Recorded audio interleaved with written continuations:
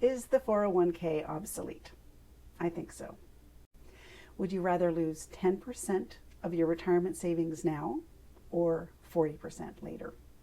You're going to lose sooner or later, whether it's before you retire, after you retire, or probably both. You keep that thought in mind while I tell you a story, and then I'll come back to that at the very end.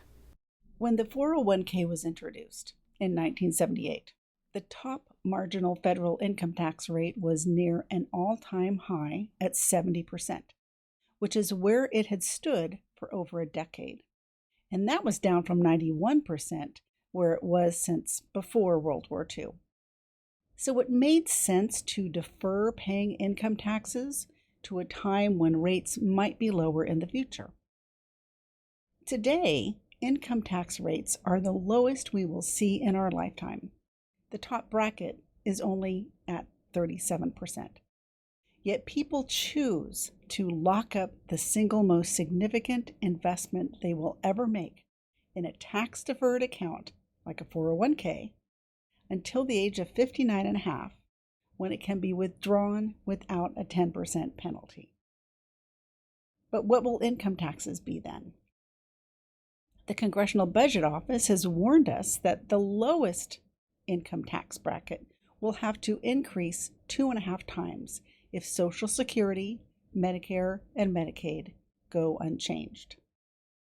Former Comptroller General David M. Walker said in 2009 that future taxes would have to double or our country will go bankrupt. Why would you postpone paying taxes when taxes are so low only to pay double in the future? That just doesn't make any sense.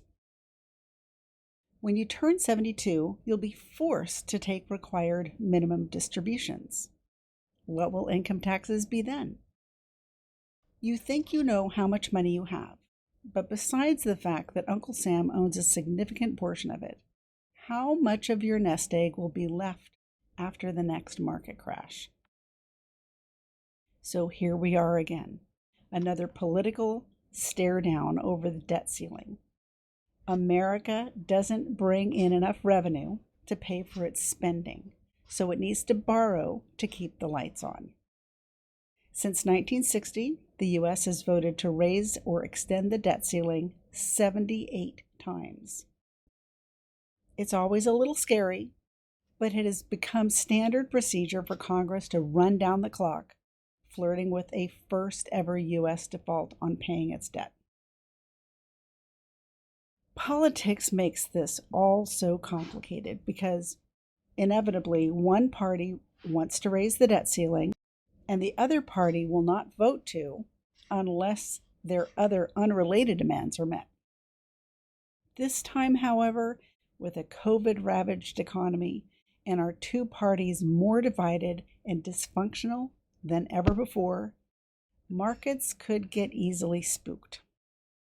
So this time is different.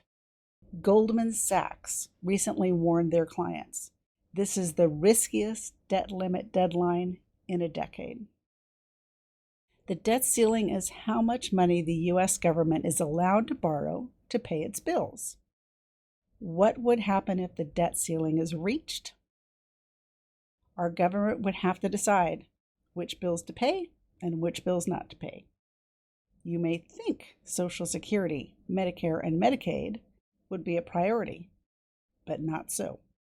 Instead, the priority would be interest payments to other countries and Treasury security holders. And the reason is we cannot have foreign governments lose faith in the U.S.'s ability to pay its debt.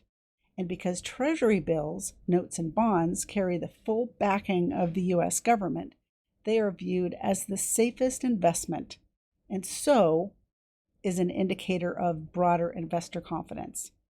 Faith in America's debt is the cornerstone of the global financial system, and our reputation would be forever tarnished, all during a time when our role in the world is already being questioned. This would have devastating consequences.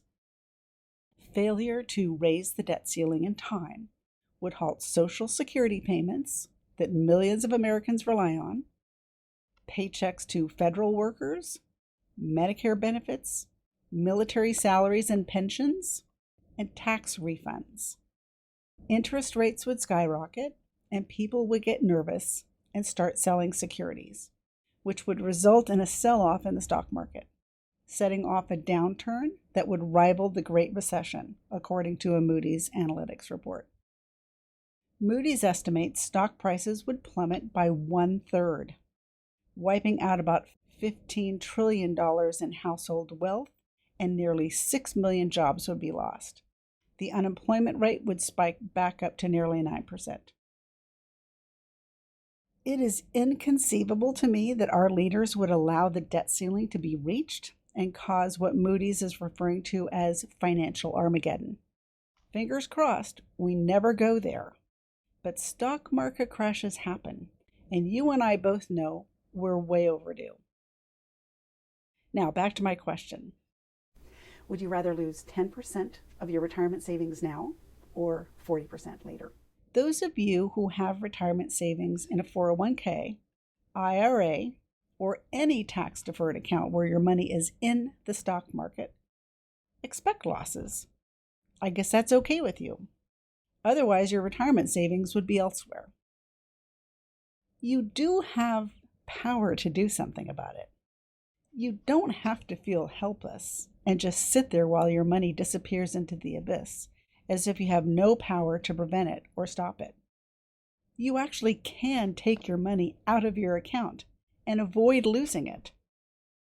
It'll cost you, though, a 10% IRS penalty, plus you'll have to man up and pay your income taxes on that money. But that's better than watching half of your cash value dwindle away before your very deer-in-headlights eyes. It's not that simple, though, because you should have a plan in place. You don't want to just withdraw so much money that you put yourself into a higher tax bracket. But then again, weigh your risks. A better scenario is to not put your money into one of those obsolete accounts in the first place. But your hands are not tied.